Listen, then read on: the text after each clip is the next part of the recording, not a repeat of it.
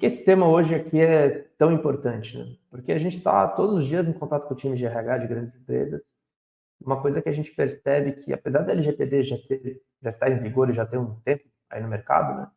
Ela é uma pauta assim que gera muita dúvida, gera insegurança e principalmente tem muita responsabilidade na mão dos profissionais hoje de seleção, né? Que esse desconhecimento gera um certo problema. Então, se você é líder de RH, lidera um time de recrutamento ou está envolvido nas decisões de contratação na sua empresa, esse papo é para você. Nosso objetivo aqui é realmente abrir uma conversa de uma forma acessível, estratégica e, acima de tudo, útil, né? E agora eu vou passar a vez para a Carol, que vai conduzir esse bate-papo com a Selma. Oi, pessoal, tudo bem? Sou a Carol. Obrigada, Hendrik, pela apresentação. Como o Hendrik falou, a Predictus é o maior banco de dados judiciais do país. Depois também, se vocês quiserem testar grátis, tem até 5 consultas gratuitas no final do webinário. A gente vai liberar o link aqui no chat também para vocês. Mas para a gente começar esse bate-papo, né, queria agradecer também a participação da Selma, que é especialista em LGPD. Selma, então queria iniciar, né, te fazendo a primeira pergunta sobre esse tema que é tão importante, né, para todas as áreas, mas hoje especificamente do que a gente está tratando no mundo de RH. Então, Selma, primeiro eu queria te perguntar o que é de fato a LGPD, porque muitas pessoas acabam tendo muitas dúvidas, né, em relação ao conceito mesmo da LGPD e por que ela é tão importante, tão central nas estratégias de recrutamento e seleção.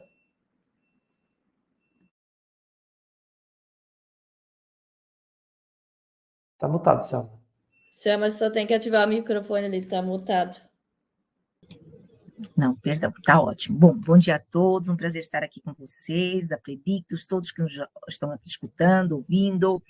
E esse tema realmente é um tema muito importante, principalmente quando a gente está falando de RH. Então, parabéns pela iniciativa para a Predictus, porque a gente está falando aqui de um tema que lida com seres humanos.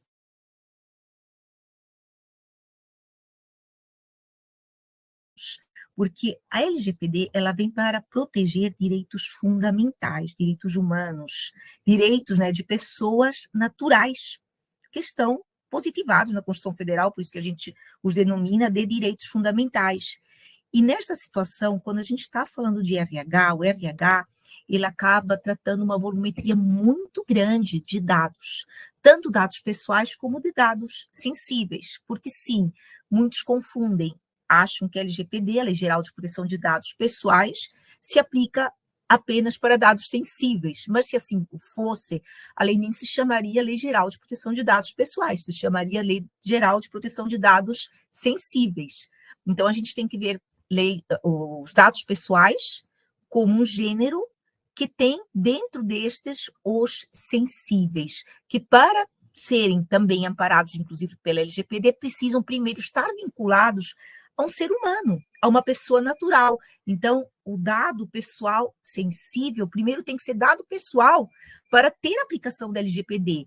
Agora, quando a gente fala do dado pessoal, não sensível, sem aqui a vinculação ao ser humano, a gente vai precisar de uma proteção maior, a gente fala que uma proteção qualificada, porque estes estão ligados aos aspectos mais íntimos de personalidade das pessoas, de um indivíduo, de um ser humano. E, dessa forma, a gente tem que ter mais cuidados. E o que são dados sensíveis? Seriam dados, por exemplo, referentes à saúde, né? Dados de saúde, opção sexual, etnia, religião, partido político, filiação a sindicato. Então, dados que podem gerar práticas e vieses discriminatórios, que muitas vezes, né, são tratados pelo RH, alguns de forma obrigatória. Por exemplo, hoje a etnia, né, a gente teve uma mudança legislativa com aqui o Estatuto da Igualdade Racial e você precisa enviar, inclusive, a informação de etnia como uma obrigação legal regulatória. Dados de saúde, não existe RH, não existe empresa, na verdade, que não trata dados de saúde. Um departamento médico, a empresa tem ali um departamento específico, que é o ideal, na verdade, com profissionais da área de saúde, que vai tratar os atestados, que vai tratar os prontuários, sempre incluindo não apenas dados pessoais, como um nome, um RG, um CPF, como dados de saúde, que são dados sensíveis. Então, nesse aspecto, a gente precisa de cada vez ter mais cuidados quando a gente está falando de RH. E a LGPD é um marco legal importantíssimo quando a gente está falando de dados pessoais, principalmente, como eu falei para vocês, no RH, que dentro de uma empresa é um dos departamentos, ao lado do departamento médico, claro, saúde e segurança do trabalho, que mais acaba tratando dados pessoais e dados pessoais sensíveis. Como eu falei, a LGPD se aplica para ambos, mas a gente tem que ter um cuidado.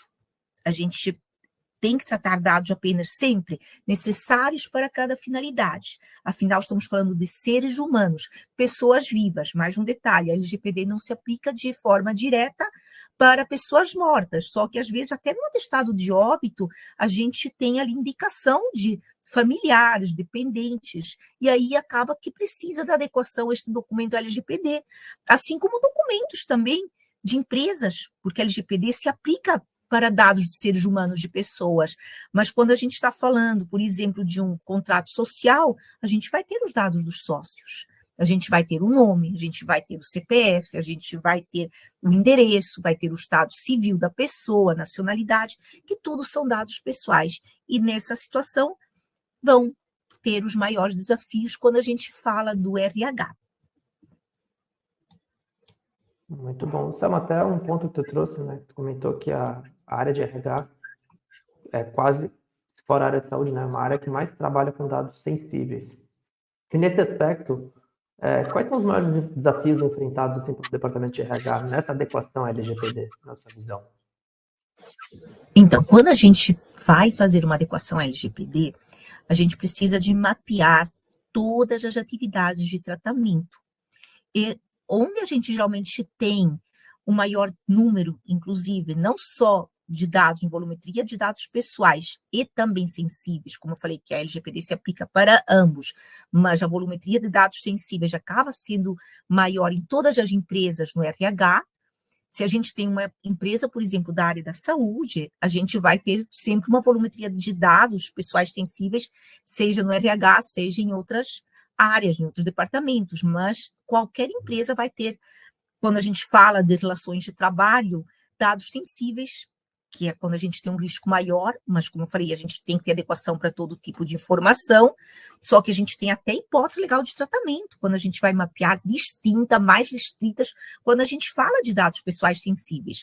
E nessa situação a gente vai ter que mapear tudo. E realmente a gente tem muito mais processos, muito mais atividades de tratamento quando a gente fala de RH.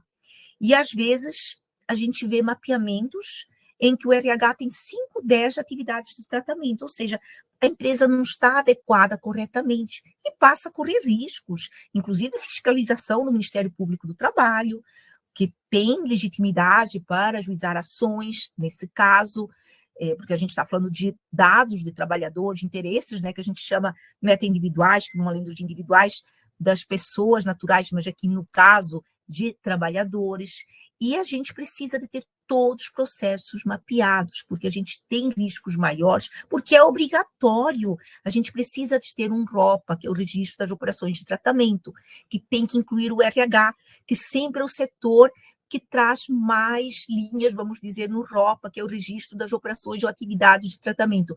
A maioria a gente conhece como ROPA, que vem do inglês, Record of Processing Activities, mas em português seria RAT, Registro das Atividades de Tratamento. E ali a gente vai ter que colocar a hipótese ou base legal de tratamento de dados pessoais, de dados sensíveis. Imaginemos um atestado, vai ter dados pessoais de categorias distintas, né, do empregado, que a maioria chama de colaborador, o nome técnico é empregado, mas no mundo corporativo se utiliza mais a palavra colaborador, como nome, pode ter o CPF, vai ter também do médico, né, de outra categoria de titular, o nome, o CRM, e pode ter dados sensíveis, como o CID, que não é obrigatório, pode ter ali, né, o problema de saúde do titular, que seria um dado também sensível, e aí a gente vai ter que enquadrar tanto a base legal de dado pessoal, no artigo 7º, como o 11 de dado sensível. Isso vai ter que, para ser transportado outros documentos, como um aviso ou uma política de privacidade, que tem que estar publicada. Muitas empresas a gente vê que só tem um aviso genérico ainda, e no site, sem nenhum mapeamento. Então, essa empresa ela não está adequada à LGPD, ela está correndo risco, como se não tivesse uma adequação à LGPD, porque a gente tem que cumprir os princípios como o da transparência e, por meio deste princípio da transparência, finalidade, informar sempre uma finalidade antes do tratamento, né, previamente legítima, né, o propósito do tratamento, a gente precisa falar, olha, a gente vai tratar os seus dados A, B, C, pelo menos a categoria dos dados pessoais, para esta finalidade.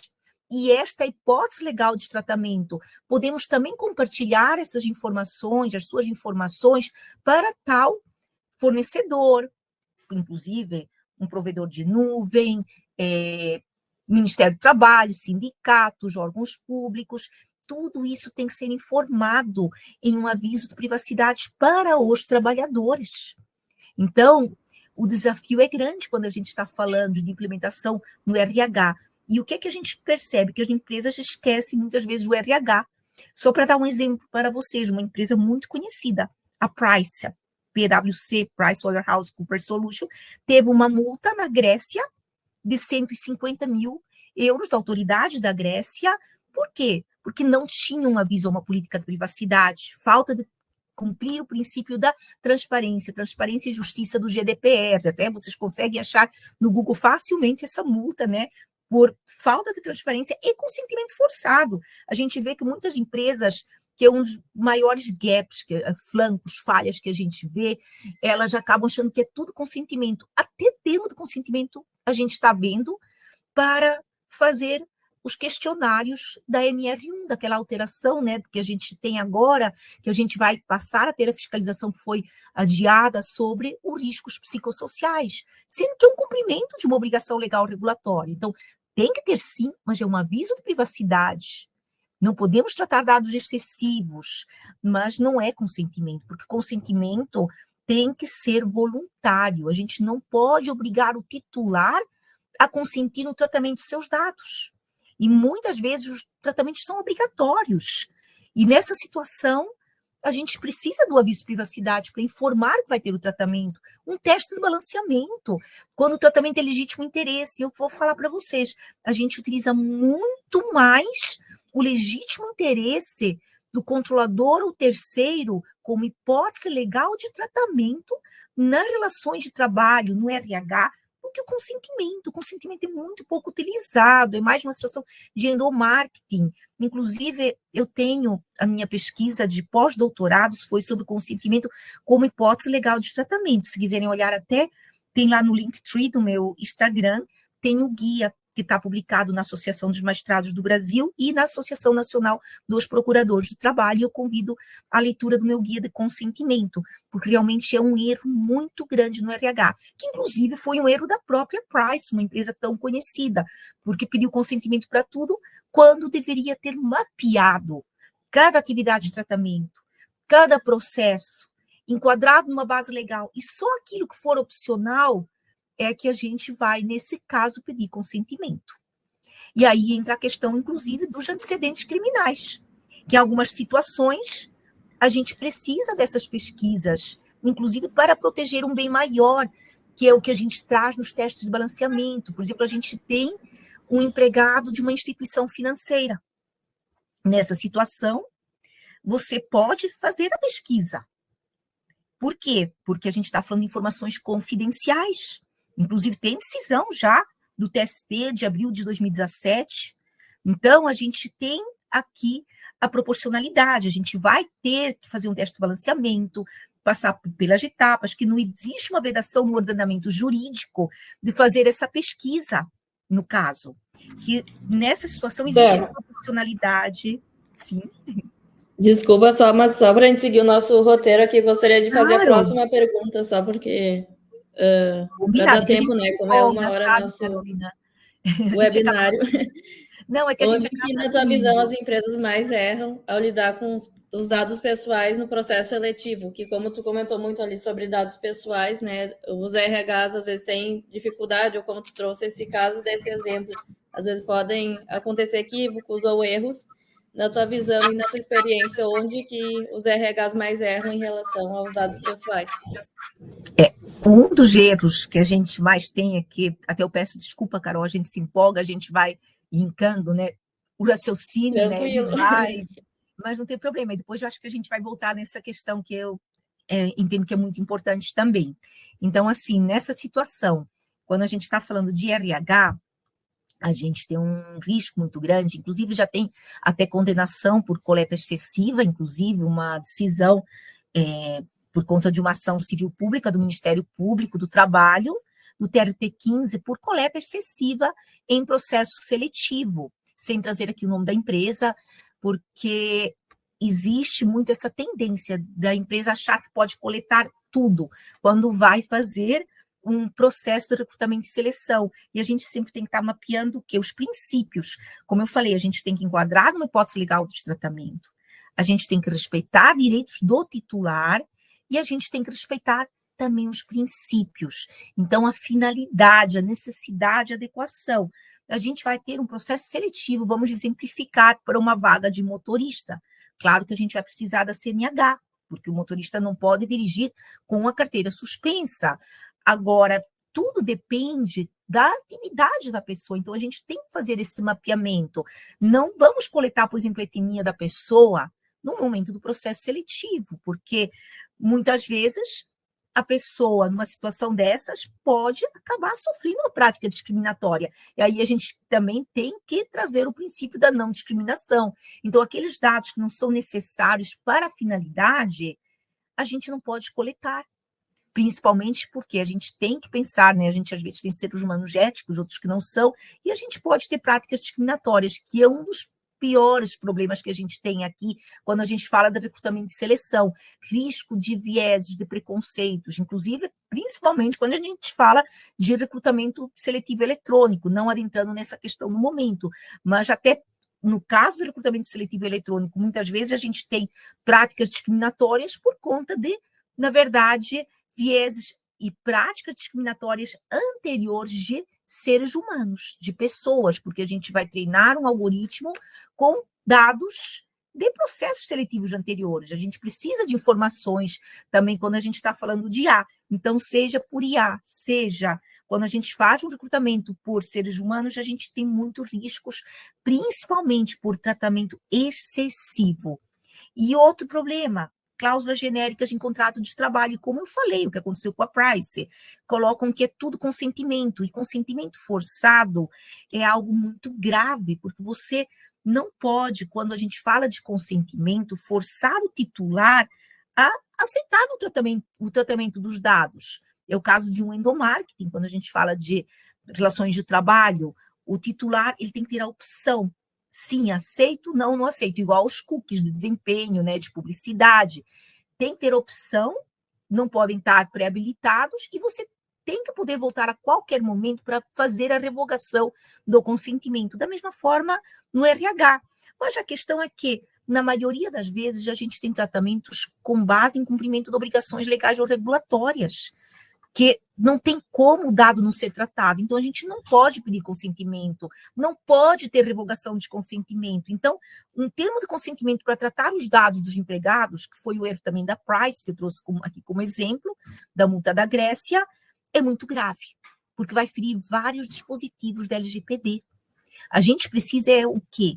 Primeiro, mapear tudo, como eu falei, colocar tudo num ROPA, ter todas as finalidades, verificar cada dado que é realmente necessário. Na dúvida, é porque geralmente a gente não precisa daquela informação, porque a gente tem que justificar cada dado pessoal, a necessidade de cada informação, a base legal de tratamento, quem são os destinatários, quem são os titulares, nesse caso nosso, ou candidatos, onde a gente tem que mapear e colocar as atividades de tratamento no site, no aviso de privacidade do site, quando a pessoa é contratada, tem que ter publicada também a política ou um aviso de privacidade internamente, preferencialmente numa intranet, mas o importante é ser disponibilizada sempre antes essa informação. Você vai fazer um rastreamento, tem que ter um teste de balanceamento, é legítimo interesse, por exemplo, rastreamento de produtividade, que está sendo tão discutido no momento, notificações de privacidade, informando que está tendo monitoramento, os critérios. Então, é muito importante aqui a transparência, cumprir princípios, finalidade, necessidade, transparência, não errar na hipótese legal de tratamento. Então, a gente tem um desafio bem grande quando a gente fala do RH, porque a LGPD, ela tem princípios próprios, ela tem hipóteses legais de tratamento, ela tem uma regulação própria. Além da LGPD, na verdade, a gente tem, inclusive, as regulamentações que a gente precisa seguir, que são as resoluções da Autoridade Nacional de Proteção de Dados. Então, é um desafio muito grande quando a gente está falando de recursos humanos. E é onde a gente vê mais falhas, mais erros, consentimento forçado, quando não é consentimento, e, principalmente, tratamento excessivo. É um ponto, Selma, dessa tua fala, assim, porque com o advento da LGPD, eu acho que pegou muita gente de surpresa ou muita gente que não buscou esse tipo de informação ficar cegas, né? Então, como é que, na tua visão, tu vê que a LGPD contribui para esse novo papel mais estratégico e preventivo do RH, né? Porque, basicamente, o RH, antes de uma operação que cuidava de pessoas e recrutamento, agora, querendo ou não, passa a ser um agente de compliance, né?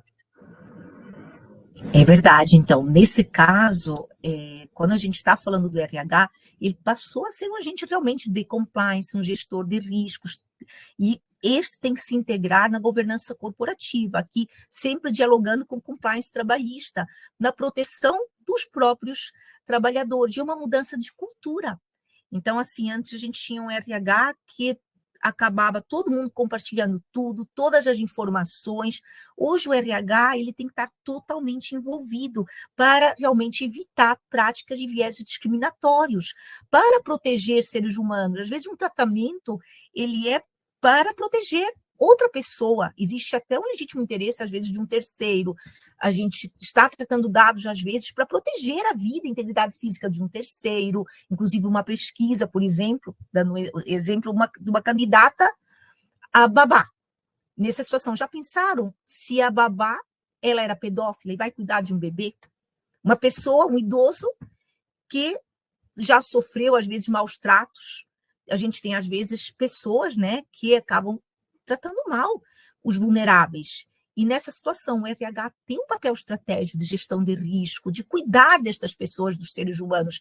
E para isso a gente precisa, muitas vezes, tratar também dados pessoais para proteger os mais vulneráveis. Então, tanto temos essa gestão de risco, de proteção, né, como, por exemplo, o motorista, que muitas vezes está transportando uma carga, né, que tem munição, que tem armas de fogo, e aí a gente tem um risco para a sociedade, inclusive. Então, a gente tem que estar sempre fazendo essa gestão de risco, sempre pensando num bem maior, e o RH ele vai ter que sempre se envolver, vai ter que sempre ter essa governança corporativa, transparência, sempre informar os tratamentos, sempre verificar o que precisa, a necessidade, a finalidade, sempre pensando num bem maior, comum, de pessoas, de seres humanos, fazendo até uma ponderação aqui entre a privacidade e outros direitos fundamentais, como saúde, como vida, como integridade física,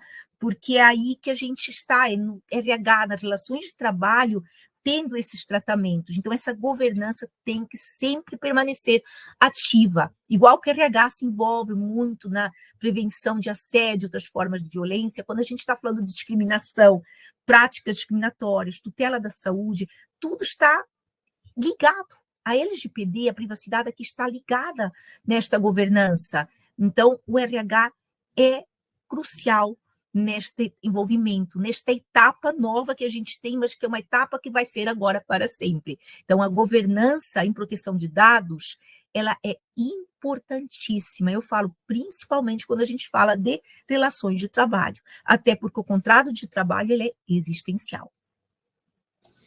Selma, tem uma pergunta que todo mundo quer saber, que a gente recebe quase que diariamente nos eventos que a gente vai de RH também, a gente recebe muito essa pergunta, é uma dúvida muito grande realmente que os departamentos de RH têm.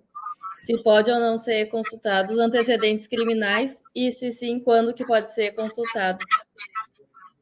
Então, aí até que eu comecei, né, fiz um link naquele momento, né, falando, mas aí voltando nessa temática que é importantíssima, como eu falei, muitas vezes a gente precisa de fazer essa pesquisa, inclusive independentemente da LGPD, a gente já tem decisão do Judiciário, da Justiça do Trabalho, de abril de 2017, que em algumas situações, quando a gente está falando de funções que têm uma maior, né, um grau especial de fidúcia, né, exigido pela natureza do ofício, como um bancário tem acesso a informações sigilosas, um operador de telemarketing já tem, inclusive, decisão do Judiciário na Justiça do Trabalho. Quando a gente está falando de pessoas que trabalham em contato com armas de fogo, toxicológicos, perfurocortantes, como já tem decisão, inclusive numa situação de um sapateiro, né, de uma fábrica de sapatos, que vai ter contato com uma cola de sapateiro, que é entorpecente, vai ter contato com perfurocortante. Nesta situação, o que é que acontece? A gente está protegendo um bem maior. E vou falar para vocês, em algumas situações, a gente tem um legítimo interesse, a gente vai ter que fazer o documento, que é o teste de balanceamento, para mostrar a necessidade, a proporcionalidade, que a gente até acaba citando essa decisão do TST de abril de 2017, que é importante, já dou essa dica, inclusive, para vocês, porque quando a gente fala de pedir um antecedente por conta de informações sigilosas que são acessadas, grau de fidúcia, é o legítimo interesse, a hipótese legal de tratamento, mas em algumas situações a própria lei exige essa pesquisa. É o caso, por exemplo, de um motoboy, é o caso de um motorista, é o caso do vigilante, inclusive tem uma nova lei que reitera essa exigência do antecedente criminal. Bom, já pensaram num condomínio aqui, brincando um pouquinho aqui para quebrar, um serial killer trabalhando com uma arma de fogo? Então, a gente está colocando em risco as pessoas, os seres humanos. Então, a gente fazendo até uma ponderação, é que nesse caso até a própria lei exige, mas se não fosse o caso de uma obrigação legal regulatória, se a gente falasse do teste de balanceamento, quando é o legítimo interesse que a gente tem que fazer, então, nessa situação, a gente, claro, vai ter a vida, que é o maior direito fundamental. Sem vida não existem outros direitos fundamentais. Vida, saúde, integridade física são os maiores direitos fundamentais que a gente tem. Além disso, outras situações que eu posso trazer aqui, né? Bom, motorista eu já trouxe o caso do bancário, telemarketing, outras funções, né, ofícios, né, que exigem um grau especial de fidúcia, acesso a informações sigilosas, e trazendo também, que até eu já havia comentado, uma situação de pessoas que trabalham em, por exemplo, um lar de idosos, em uma escola infantil, uma creche, que cuidam de vulneráveis, pessoas que às vezes nem sabem se defender, que não falam. Então, a gente precisa fazer essas pesquisas, estamos totalmente amparados por lei. O que não pode é pesquisar para discriminar. Agora, pesquisar sem ser para discriminar, sendo para proteger um bem maior, seja para cumprir uma obrigação legal regulatória, seja para proteger a saúde, proteger a integridade física, informações confidenciais, inclusive falando da LGPD, pessoais e pessoais sensíveis, nesta situação a gente não tem uma vedação legal. Então, é muito importante entender essa diferença. O que a gente não pode?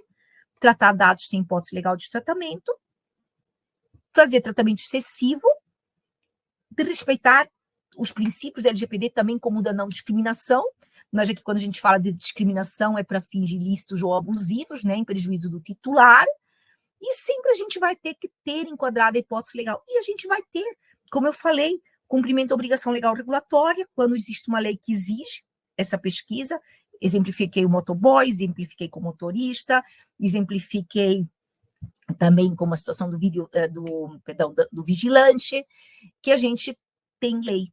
E as outras situações que a gente vai fazer o teste de balanceamento, mas que a gente vai conseguir passar no teste de balanceamento nas etapas, porque não existe uma vedação no ordenamento jurídico. Etapa 2 do teste de balanceamento, aqui a gente vai demonstrar a proporcionalidade, a necessidade, que o tratamento é estritamente necessário para atingir a finalidade. Como você vai saber, por exemplo, que aquela babá realmente nunca teve um problema, não é pedófila, dando um exemplo aqui, é com essa pesquisa. Então, a gente está protegendo um vulnerável nessa situação.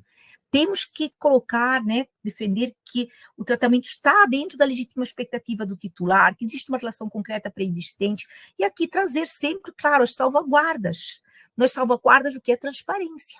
Transparência, informar o tratamento por meio de avisos de privacidade, notificações também de privacidade, ter uma política, um aviso de privacidade publicado no site. Então, a transparência que está na LGPD, no artigo 10º, parágrafo 2º, é uma salvaguarda sempre essencial. Claro, além de medidas de segurança da informação, medidas administrativas, técnicas de segurança da informação, também a gente tem que ser proativo, né? Tem que ter a segurança, tem que ter a prevenção, com treinamento, conscientização sempre daqueles que estão tratando estas informações. Isso é muito importante na governança, quando a gente está falando de RH.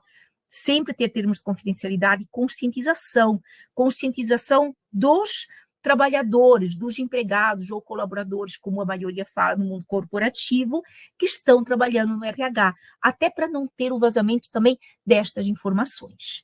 Então, a gente precisa de ter uma sequência aqui de etapas quando a gente está falando da adequação, desde mapeamento, desde termos de confidencialidade, conscientização, política de segurança da informação, até cumprir princípios como transparência, aditivos aos contratos, treinamento, conscientização. Boa, Thelma. Até um ponto que tu trouxe, e aí me traz uma dúvida, né? Que tu comentou sobre a transparência. E como é que a gente pode usar essa transparência nos critérios de contratação e proteger juridicamente a empresa? E do outro lado, né, a gente trabalhando com essa transparência, como é que a gente pode ser bom para a empresa, por exemplo, uma reputação dela, na transparência dos critérios dela de contratação, como é que a empresa deve, o RH deve se posicionar perante a isso? Então, transparência é um pilar de conformidade, além de ser um princípio. Então, quando a empresa comunica de forma clara e objetiva os critérios de recrutamento, quando a empresa informa as finalidades de tratamento, quais dados serão tratados, ela está cumprindo este pilar da transparência, ela está cumprindo os princípios da transparência, da finalidade, informando os propósitos do tratamento que são legítimos, né, específicos. Isso se aplica não apenas nas relações de consumo, isso tem que se aplicar nas relações de trabalho. Então, no caso de um aviso de privacidade no site, onde a gente tem um público externo, é importantíssimo colocar todas as formas de recrutamento, que dados serão tratados, de hipótese legal de tratamento, para a gente cumprir este princípio, informar o candidato, passar notificações, avisos de privacidade também, antes do preenchimento de documentos, sempre informando o porquê seus dados estão sendo tratados, como serão tratados, qual é a finalidade, necessidade. Esta prática, ela fortalece a reputação da marca como uma empregadora responsável. E dessa forma você atende a LGPD, essa discussão toda que está tendo, daquele caso do Itaú, a falta de transparência é um dos problemas. A gente não pode nem ter um tratamento excessivo, até tem um guia de legítimo interesse da NPD que traz a questão de que não poderíamos, por exemplo, em um software aqui, né, de rastreamento, para rastrear a produtividade, ter captura, por exemplo, de imagem, porque o tratamento seria desproporcional, então não passaria na etapa 2 do teste de balanceamento, que inclusive esse guia está publicado, né, no gov.br, na NPD, eu falei do meu consentimento, e tem esse da NPD, que tem até o modelo do teste ali de balanceamento, e traz exatamente esse exemplo, e não passaria na etapa da necessidade, porque há excesso de tratamento, ainda que houvesse a transparência nesse caso, mas às vezes as empresas também pecam muito na falta, principalmente da transparência, que é a etapa 3 do teste de balanceamento. Notificações frequentes de privacidade, com os critérios, numa situação, por exemplo, né, tanto de pesquisa de antecedentes criminais, como quando a gente fala de um software de rastreamento para produtividade, aferir produtividade de teletrabalhadores, a gente tem que ter o quê? Critérios. E passar quais são os critérios, além do tratamento não ser excessivo. E o titular tem que saber que seus dados vão ser tratados. Esta prática, como eu falei, fortalecerá a reputação da marca e você estará adequado à LGPD. E o teste de balanceamento, claro, ter o documento em situações como essas, que a gente tem atividades também de alto risco, dependendo, né, dos critérios que a gente tem específicos, gerais, sendo atendidos, a gente precisa ainda de um relatório de impacto à proteção de dados pessoais. Selma, também queria te perguntar, como tem muitos RHs nos assistindo, alguns também depois vão assistir a gravação, qual o conselho que tu deixaria para o RH que quer ter mais segurança e inteligência em relação à LGPD? A conscientização.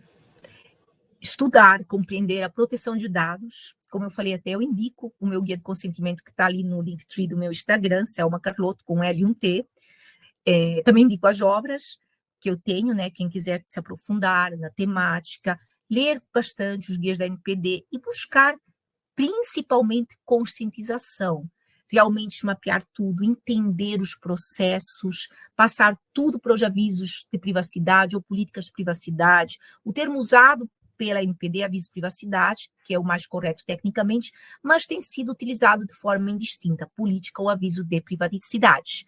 Então, além disso, outro problema que é muito importante, não tratar os dados acima do tempo necessário. Então, a gente tem tanto que ter a segregação de acesso, que é o Need to Know, só tratar dados, aquele que realmente precisa de tratar aquelas informações pessoais, os dados pessoais, ou pessoais sensíveis, ou as informações, que é o Need to Know, segregação de acesso, como também o prazo de tratamento tem que ser realmente o prazo necessário para ser atingida a finalidade, que é trazido no artigo 15 da LGPD. Após esse prazo, a gente pode tratar os dados de forma desidentificada, anonimizada, quando não pode ter possibilidade de reversão, ou se existir, de fato, um prazo, né, após término do tratamento para cumprir-se obrigações legais ou regulatórias, como, por exemplo, um prazo prescricional. No caso trabalhista, é 5 anos durante o contrato de trabalho, 2 após a extinção do contrato de trabalho. Mas nem sempre esse é o prazo. A gente vai mapear ali processo por processo. Se a gente fala, por exemplo, do ASO, no caso do ASO, a gente tem um prazo maior, no atestado de saúde ocupacional, que é de 20 anos. Então, a gente precisa de ter também ali os prazos de retenção das informações que a gente acaba colocando no ROPA e que devem ser seguidos pelo controlador.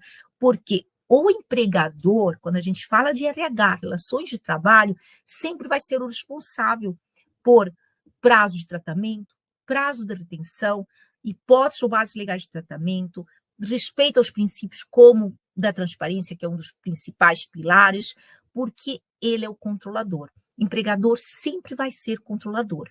Então, estruturar prazos de retenção, tratamento e retenção, descarte seguro de dados, de informações e ter um DPO. No Brasil, todas as empresas, existe, na verdade, até uma exigência maior, se a gente compara o GDPR com a LGPD, quanto à exigência do encarregado de proteção de dados pessoais, que no GDPR está no artigo 37. No Brasil, toda empresa precisa de indicar o encarregado de proteção de dados pessoais, nos termos do artigo 41. Toda empresa que é controladora, mas aí vem aquela situação. Até na regulamentação da NPD, na resolução 18, fala que o operador ter um DPO é uma boa prática, mas se a empresa tiver um empregado, ela já vai ser controladora. Então, ela precisa de ter um DPO. Acaba sendo um pouco inócuo, inclusive, esse dispositivo nesse sentido, porque o empregador sempre vai ser controlador.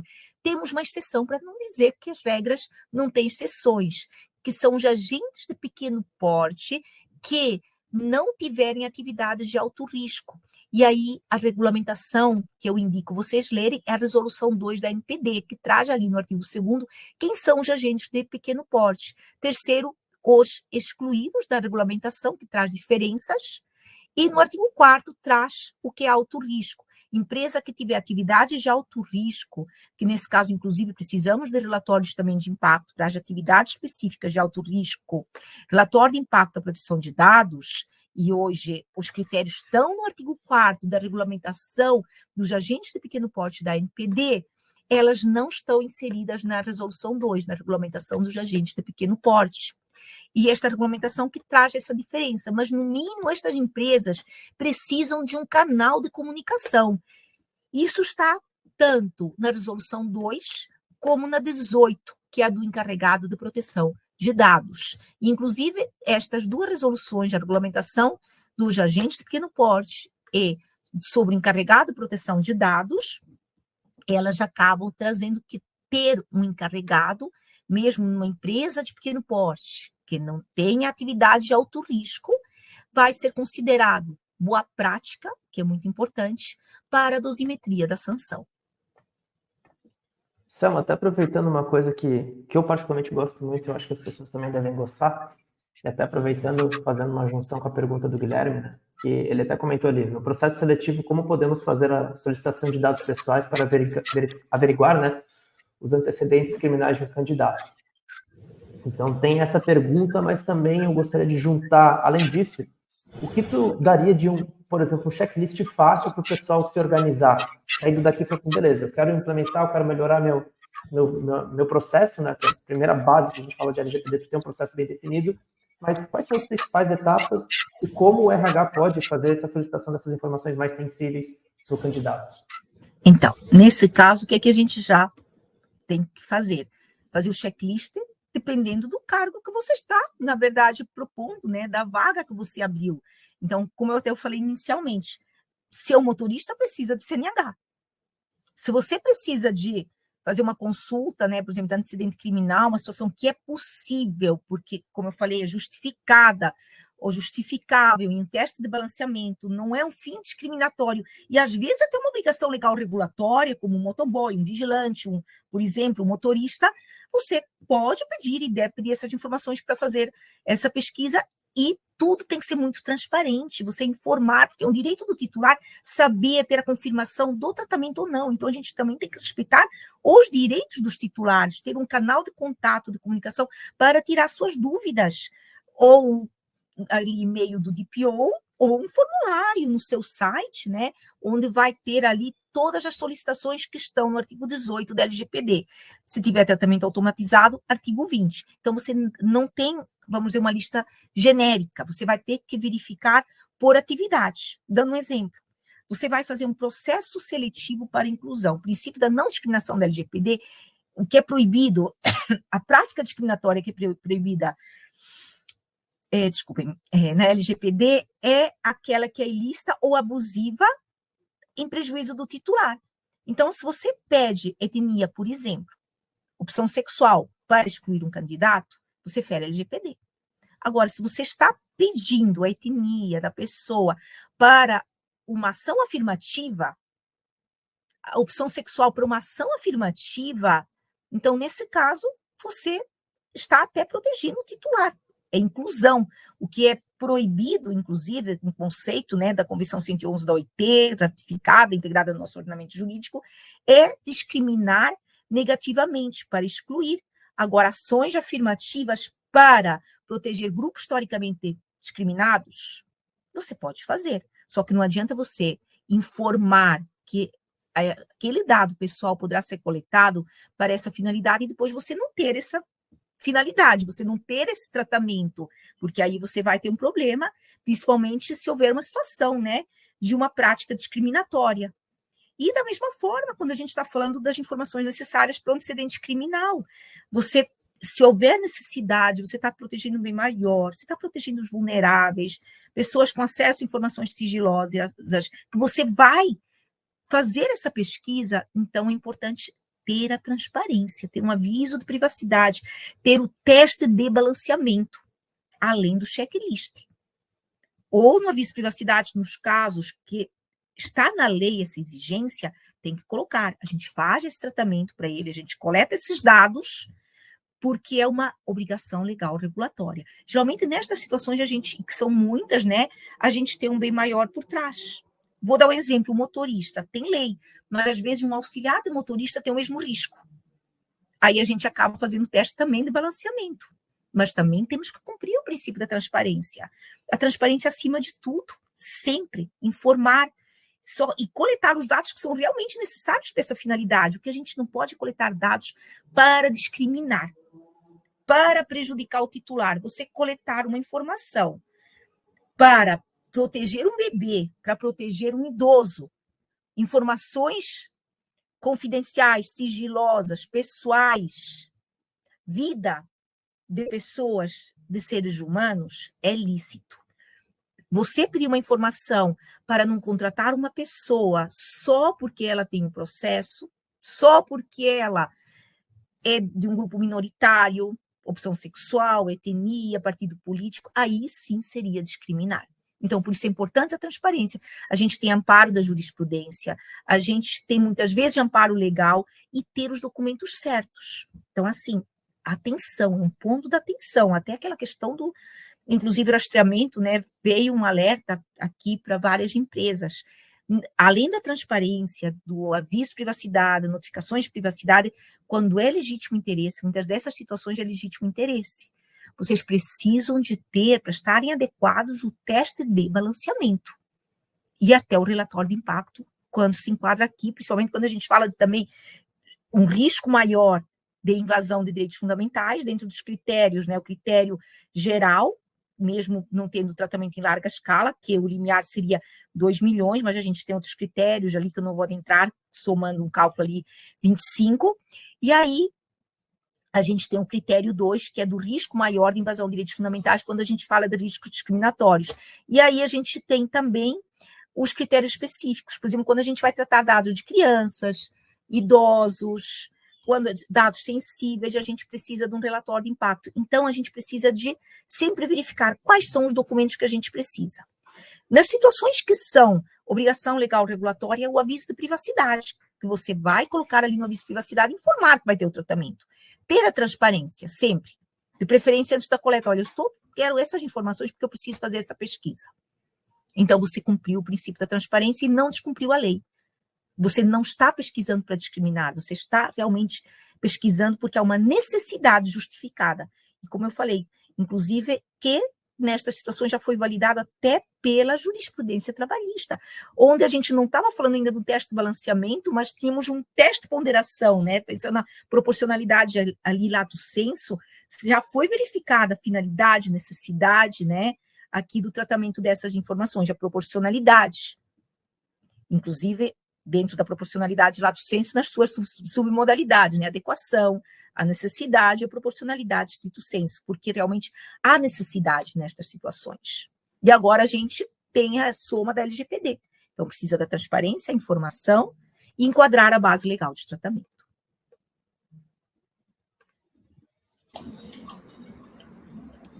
O Guilherme até respondeu no chat, ficou bem esclarecedor. Trabalho no RH do hospital da minha cidade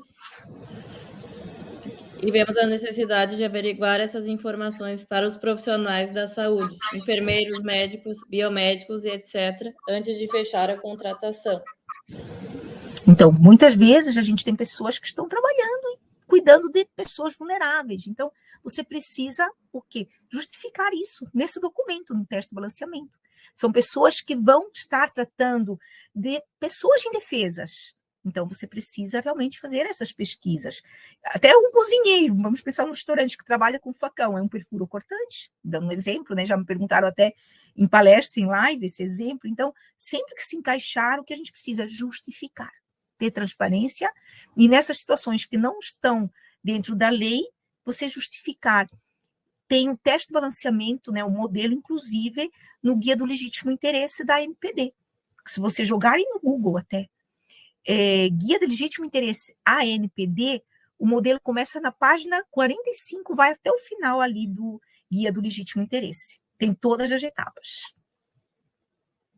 Legal. Até agora, estamos aproveitando, acho que estamos já encaminhando para o final da nossa live. Eu queria fazer um momento bate-bola, jogo rápido, né, vamos dizer assim, onde a gente vai fazer algumas perguntas básicas para conceituar, para realmente fixar na cabeça do pessoal, né?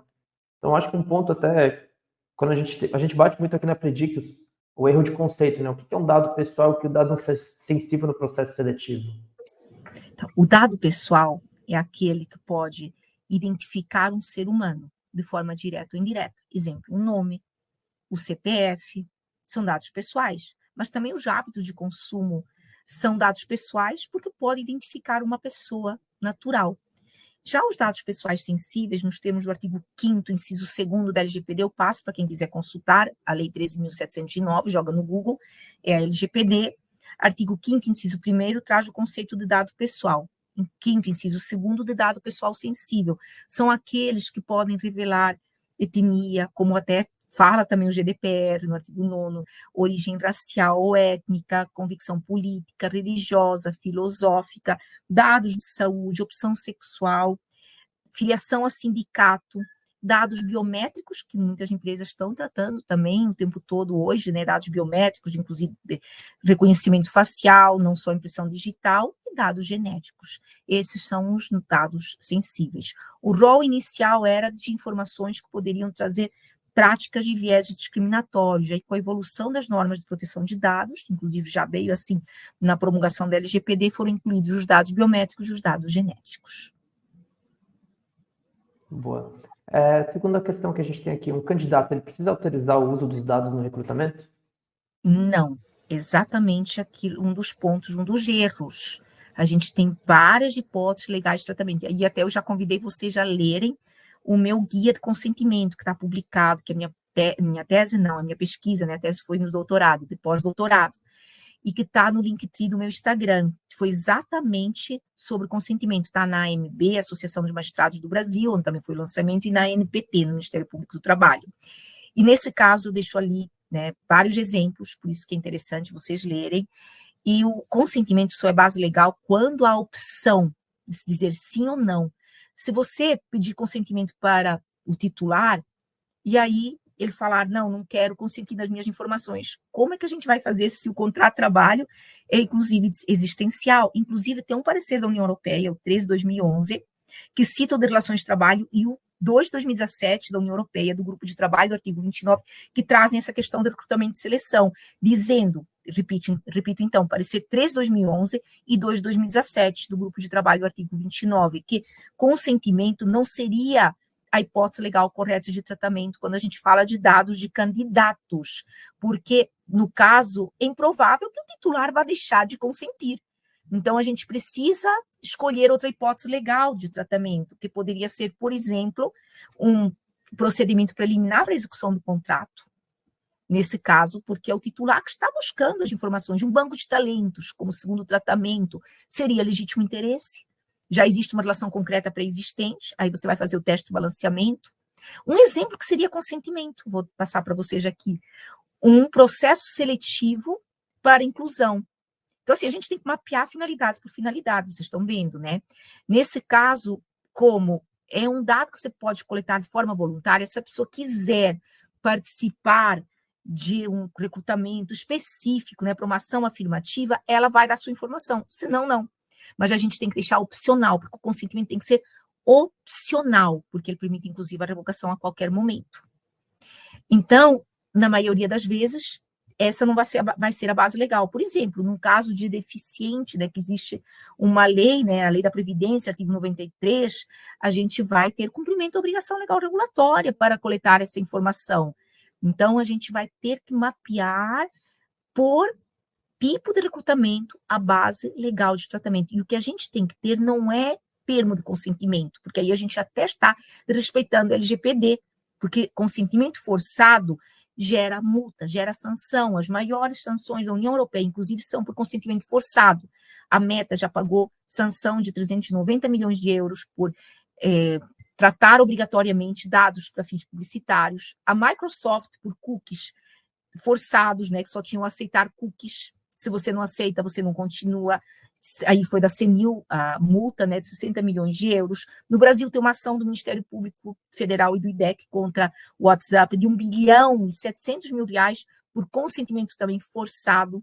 Então, as maiores sanções são por consentimento forçado e falta de transparência. Então, assim, o que você precisa ter que as empresas não têm?